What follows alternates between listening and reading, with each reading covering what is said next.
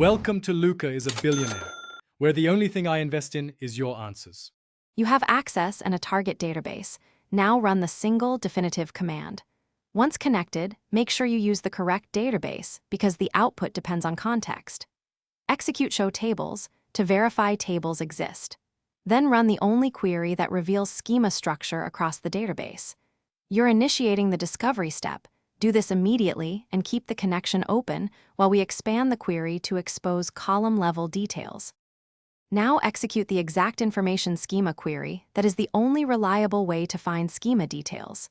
This returns table names, column names, types, nullability, and key info. That's how MySQL stores metadata.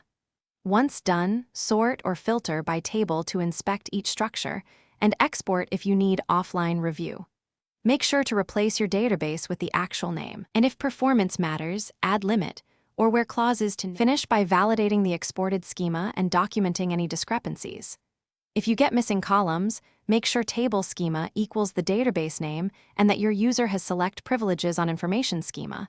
Lack of privileges is a common blocker. Once complete, tidy the output and store a CSV or SQL create statements. If queries run slowly, query per table or use cached metadata.